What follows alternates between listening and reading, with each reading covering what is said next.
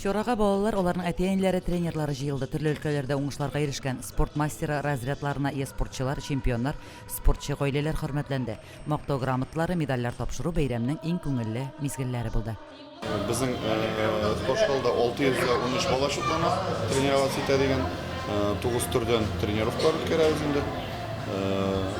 Мәктәптә бүгенге көндә бүтән ебезгә развитиегә җитәрлек, балалар шотланып бүгенге көндә безнең белән эшлиләр, заниматься итәләр. Мәктәбебездә инде мастер спортлар бар, кандидат мастера спортлар бар.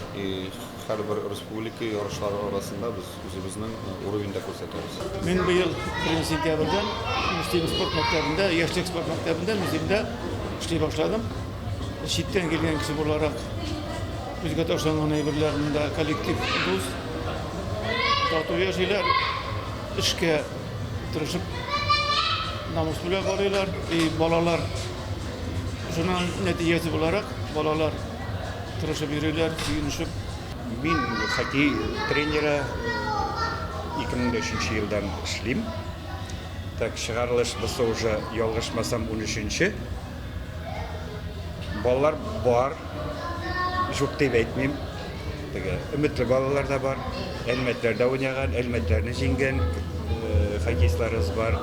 Спортка гаилеләре белән тартылучылар да шокты. Ел дәвамында спорт чараларында актив катнашканнары өчен Гариповлар, Шәйсултановлар, Шәймурзиннар, Маннановлар, Әхмәдуллиннар, Миргаловлар бәйрәмдә рәхмәт хатлары белән бүләкләнде. 6 ел бадминтонга йөрибез, безнең тренер Инсаф бабай. Миңа бадминтон ошый, Әлмәткә барганыбыз бар, Елабуга барганыбыз бар. Бутка куршларга бардык. Спорт мәктәбе укучылары җиңүгә омтыла, кыю үз алларына куйган бурычларны ахыргача үтәргә тырыша. Тренерлары укучыларга урта белем бирү мәктәпләреннән соң югары уку йортларын тәмамлап, җирлегебезгә лаеклы һөнәр ияләре булып чыгуларын теләде. Спорт мәктәпләренә эшкә чакырды. Лилия Шәймиева, Динар Нуретдинов, Мөстим телевидениесе.